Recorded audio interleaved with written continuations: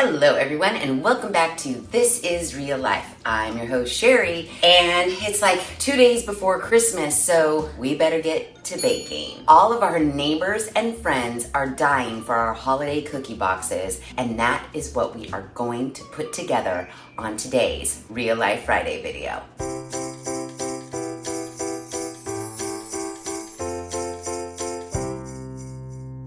Okay, so I know what you're thinking. Sheri, it's like 2 days before Christmas. Ain't nobody got time to make 8 million cookies for our neighbors and coworkers and what have you. And I agree. However, I have been using this one particular recipe for about the last 4 years, and it has really simplified my baking for the holidays. Like, I stumbled across, okay, let's backstory it. Story time. So, I don't know if your house was anything like mine growing up, but I have very vivid memories of my mom baking for the holidays, and it was a fiasco. I think she got started months before, maybe a month before. The kitchen was a wreck. She would make every different kind of cookie under the sun. She would make fudge, the little lace cookies, the thumbprint cookies, the sandwich cookies, all sorts of cookies. My mom was an amazing baker, by the way. She was starting like the day after Thanksgiving, making all of these cookies. And then I remember she would box up all of these cookies to ship to all of our relatives in Ohio and anywhere else. And I remember like when it was packing day, because she would make the cookies and she would store them in our garage freezer until it was ready to pack them up. On the kitchen floor, there'd be tons of boxes, and she'd be getting all of these different kinds of cookies out, and then she'd be counting out like 10 for this box, here's 10 for this box, here's 10 for this box. And she'd pack them all up and wrap them all cute and do whatever, and then take them off to the post office and ship them all. And it was, I tell you, it was an ordeal, and it was a month-long ordeal.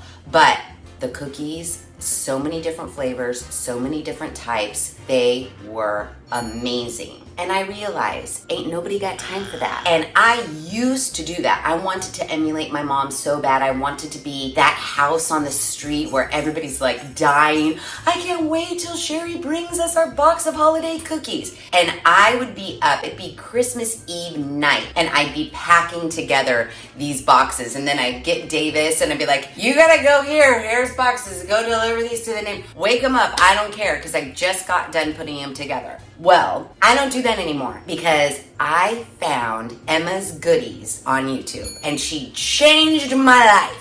Before, I used to make a million different cookies. I used to do the sugar cookies, and I do like all the cutouts with all of these very like intricate cookie cutouts. This one I didn't even use. I used to go bonkers. I even have this vintage cookie press that my mom gave me that I used to make the spritz cookies with. It's so darling. All these cute little vintage attachments. Yeah, guess what? I don't use this anymore. Nope, it stays right here in its little vintage box because, like I said, Emma's Goodies changed my life. Stumbling upon this video, make any cookie with this recipe. Linzer sugar, gingerbread, chocolate, butter, holiday cookies. What she does, which is life-changing, is she starts with a base dough. And maybe you guys have heard of this before. I've never heard of this. And when I did, I was like, oh my God, Emma is brilliant. So she starts with a base cookie recipe that she calls crispy melt-away cookie base dough. And then you divide that dough. She has you divide it into 5 different bundles of dough. And then from each of those doughs, you add a little bit of something to change that dough into like a gingerbread cookie, a chocolate cookie. Now, I don't divide my dough into 5 because the Linzer cookie uses almond flour and almond extract. And since I'm giving these away to my neighbors and coworkers, I don't know if they have a nut allergy, so I keep those ones out. And I just do the vanilla butter, the gingerbread, the sugar cookie, and the chocolate cookie. So I divide my dough into 4. So that's what I did. I already made my base dough and then made all of my 4 doughs. So this dough right here is the base dough, which she calls that crispy melt away vanilla dough. This one is the gingerbread, which interestingly enough, she doesn't add molasses to this. She just adds spices, and then to get it that gingerbread color, she adds a little bit of cocoa powder. And then this is the chocolate. Don't be alarmed by that. I just didn't mix that in. It'll be fine. And then this is the sugar cookie dough, which I dyed red so that, you know, it looks like a red velvet cake. So those are my 4 doughs. You keep them in the refrigerator because everything that we're gonna do is going to be a cutout cookie. But we're gonna simplify the cutoutness of it all. Like I said, those old cookie cutters, thing of the past. I now use very simple little round cookie cutters. I have a tiny little gingerbread man for my gingerbread ones, and then I have star-shaped ones in all different sizes. Now this is pretty cool. The inside of it, it comes with these little attachments so that when you are making your cutout, when you press this down, it'll punch out the center. So you can do a circle center, a little flowery center, a star center. And what's cool about that is when you make like a sandwich filled cookie with like jam or marshmallow cream or chocolate or whatever, you can see it through the center. Super cute. So I really simplified it. And some of the cookies, I don't even use a cookie cutter for. I roll out the dough and then just go vroom, vroom, vroom, and make little rectangles with a knife. So even though it's like 2 days before Christmas, you can still knock out a bunch of cookies for your neighbors and your friends. And her cookie recipe, you can typically get about 100 cookies from her one cookie batch recipe. I know, it's amazing. So I usually keep all of my doughs in the refrigerator until I'm ready to go with them. And I'm gonna start with the gingerbread because they're the most simple, because it's literally, I'm just gonna roll it out and I'm gonna just cut a million gingerbread mens.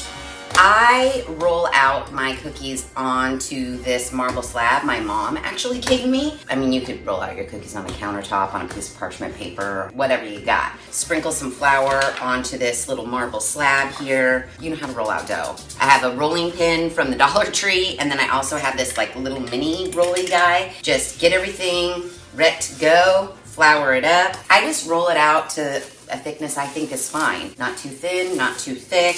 I think this needs to warm up a little bit. It's a little bit too chilly. It's probably gonna crack, so I might leave it here for a second to get it a little bit warm. Roll it out, cut out my little gingerbread mens, put it in the oven. She does say to bake all of these cookies at 340 for around 15 minutes. Now, once we have everything rolled out, baked, cooled, whatever, then we're going to decorate them. And it's not gonna be like how it used to be. When, you know, you have those detailed cookie cutters and then you would get the frosting and decorate little red hots for the eyes and sprinkles. No, For decorating, I keep it real simple, real quick. I usually melt up some like white chocolate candy melts to drizzle across the top of some. I fill some with jam. Today. This year I bought marshmallow cream because I thought, ooh, a chocolate cookie with marshmallow cream in it might be super tasty. So you can play around with like the fillings for your sandwich cookies. Sometimes I use like candy sprinkles, sometimes I don't. Quick, fast, easy. Because from this batch, you're getting at least 4 different flavors of cookies. And that's fucking plenty. Plenty!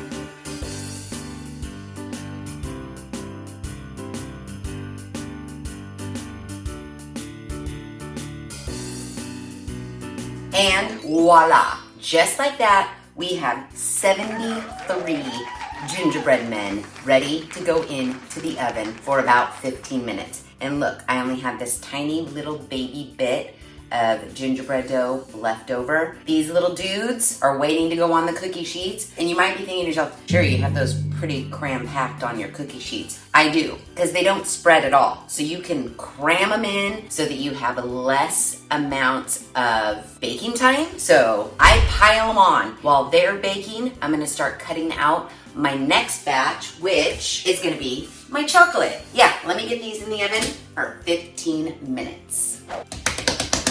Okay, so for my chocolate cookies, I am gonna do something super simple. I'm just gonna cut them into little rectangles, just plain standalone like chocolate shortbread little rectangles. And then I do wanna do some sandwich cookies too. But I don't want to make them round like with this because I'm going to save the round ones for my vanilla and red dough. So I might do a couple stars, but I also might just cut a bunch of rectangles. Now the chocolate dough is a little bit stickier than the gingerbread dough. You might need to use a lot of flour. And according to Emma, she says don't worry about the flour and overworking the dough because this dough has so much butter in it. We don't risk forming any gluten, so our cookies won't be like chewy and not in the good chewy way. So you don't have to worry about it. That's what Emma says. That looks good to me. So I have my ruler and I've washed it, light dusting of flour on it. I'm gonna make the width of my cookies the width of this ruler. I'm just gonna start here. I have a sharp, straight knife, like a paring knife. I need to dip that in some flour. I'm just gonna start making my lines, and then now I'm gonna line that up next to my last cut and just move along, and then I'm gonna do it like this. Boom, boom, boom, boom, and make nice little rectangles. Easy, easy, really easy, and really fast.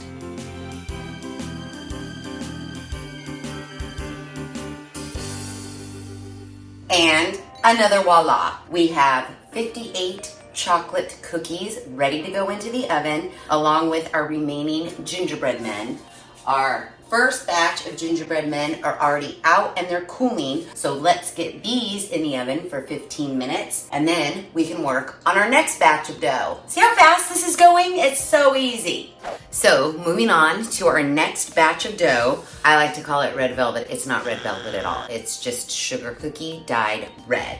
So for these ones, I know I want to make sandwich cookies. So I'm going to use this little guy. And then what you need to remember is that when you're going to do a sandwich cookie, if you want to have a cutout at the top, you don't want to have a cutout at the bottom layer and the top layer. Otherwise, your filling will just spooge through the bottom. So you want to make an equal amount of discs with no cutout as discs with a cutout. So usually I roll out my dough first, do all my discs without the cutout, and then my second rolling of dough, I do my discs with the cutout. So we're just gonna roll this out again, not too thin, not too thick. I might make them a little bit thicker than I did the gingerbread ones, just because the ratio of cookie to like sweet filling, I want that to be like good. I don't want these to be like super sweet, and the dough is already pretty sweet. Our chocolate ones are in the oven baking their little hearts out. Our gingerbread ones that have come out of the oven, they're already cooled and I have them stacked. I like to go through my stacks of cookies based on,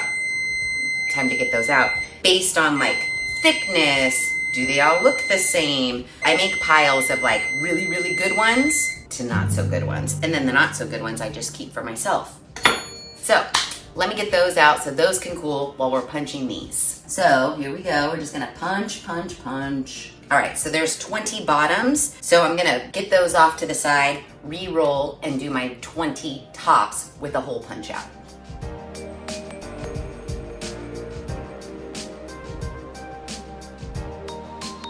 Okay, so I have my 20 bottoms and my 20 tops cut out, and I have this much dough left. So I'm just gonna roll it out, punch a bunch of circles, and then every other one I'll punch a hole into, so I still keep the same amount of bottoms and tops. Not a lot of dough left, so we won't have very many more bottoms or tops to roll out.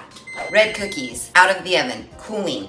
Last cutout batch, and this is our just regular old sugar cookie dough. I'm gonna roll it out. I like to do some sandwich ones of these, and then some just cutouts in stars. Second verse, same as the first. Roll it out, cut them out, put them on the cookie sheet, bake them in the oven for 15 minutes. Voila, done. Yeah, that's it. We're in the home stretch. We can almost start decorating.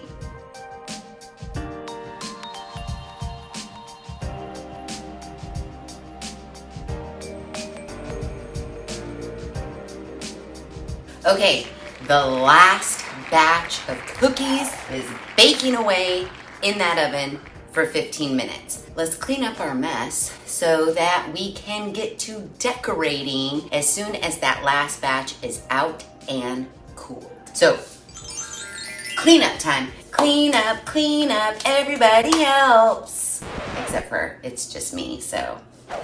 Ta-da! Look at all of our beautiful cookies. They're ready to decorate, minus these ones because they just came out of the oven, so they're still kind of cooling. But these are all good to go. Now, for the gingerbread men, these little guys just stay as they are. I'm not decorating them. That's it. That's all they get. I have some fillings and some toppings. For my red velvet, I am going to fill those with whipped cream cheese frosting. I'm not making my own frosting. Some people might say that's cheating, but I don't give a shit because this tastes just fine, and when it's sandwiched between here, nobody's gonna know. Then for my just regular sugar cookies, the ones that I'm going to fill, I got some strawberry preserves. And then for these little chocolate squares, this is my first time. Usually the chocolate ones, I just drizzle with like white chocolate, but when I was at the grocery store, I was like, chocolate with marshmallow cream? That might be delicious. If we don't like it, then I'll just drizzle these with like white chocolate. Because then I have my white chocolate candy melts that I'm gonna melt down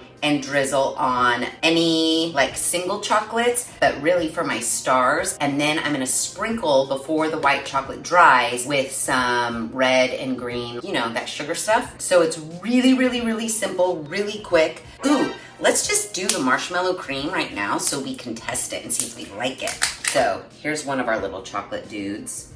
Little marshmallow cream. I mean, I think it's gonna be delicious, but what do I know? Let's test it. Just as I expected. It's delicious. It could probably stand a little bit more marshmallow cream in the middle. Let me go give this half to Davis and see what he thinks. Hold on. Does it need more marshmallow cream? No, it's perfect? Okay. Davis likes it, and he said the marshmallow cream was just enough. So he said no more, no less, but I might pile on more, who knows. Okay, this is our life now. So let's just fill and decorate our cookies and get them boxed up so that we can get them delivered.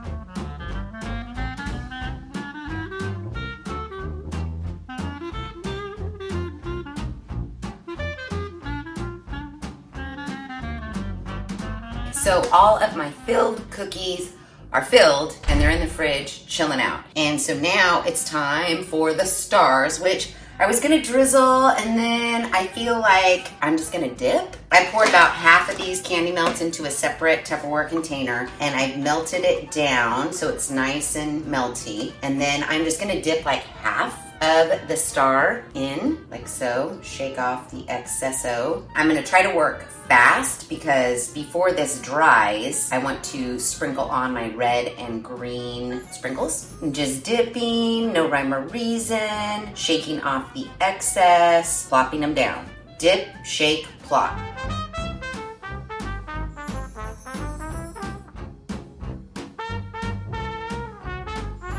So I'm gonna drizzle white chocolate onto the tops of my little marshmallow and chocolate cookies, and then I'm going to put them in the fridge to chill out. I'm probably gonna let everybody chill out overnight, and then we can come back tomorrow and box them up and make them look all cute. So I just have my last little dregs of candy melts in here, kind of shake it off so it doesn't come in a big old clump, and then I'm just gonna go like this. That's it.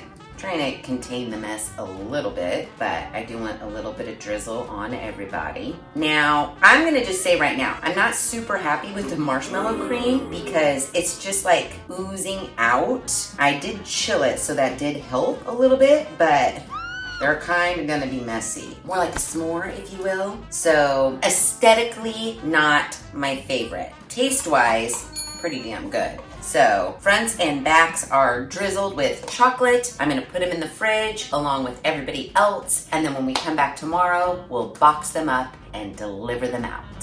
So it is the next day. Our cookies are done and ready to be boxed. Now I've gone through all of the cookies and I picked the most aesthetically pleasing ones for the cookie boxes. The Misfits, those are mine. I'm gonna eat those. These are all my pretty ones. I wanna make 5 cookie boxes, so I've divided into 5 piles of each. Now, I don't go fancy when it comes to the box. I don't go spend money on tins, super fancy like cookie boxes, none of that. I learned my lesson a long time ago. You waste a ton of money on these boxes that people are just gonna eat the cookies and throw the box away. Maybe they'll save the box for next Christmas, but most likely it's going in the garbage. So what I started doing is just going over to the Dollar Tree and buying their like t-shirt boxes. It's a gift box. They're $1.25, 3 in here and 4 in here. That's what I'm gonna use. So I open these up and then I just have some parchment paper that I'm gonna cut to line the bottom, and then we're gonna load our cookies in and make them look all cute. Boxes are lined and now we fill. I mean, there's really no rhyme or reason. I'm just gonna start putting cookies in and make it look cute. I might rearrange these a couple of times, just depending. Like maybe this little stack of gingerbreads go here, stacks of these guys over here, here, and here. Oh, this box might be too big. I think this box is too big. Yeah, that doesn't look very good. Let me switch to a smaller box. Hopefully this works out better. I liked the look of these ones, but clearly too big. So let's load this guy. 3 fit will go like that. How do I want to do these? We'll put the stars right here. Do I need even a smaller box? Oh, I need way smaller boxes. Cause this does not look good. Boo, what can I do? I mean, I guess I could single layer rather than stack. Yep, that looks good. Okay, we can make this work. That's cute. And a little stack of 4 gingerbreads right here. Okay, yeah, this is gonna work. This is gonna work. See, cute. I mean, I wish it wasn't so deep, but it's fine, right? It's fine. 16, 18, 20, 22 cookies. 22 cookies for somebody. That's cute. I wonder if I have any like grassy stuff to like lift them up a little bit, like papery grass. Not that I care. These boxes are just really big. Let me go check my closet because I'm not super thrilled with these. So let me go look.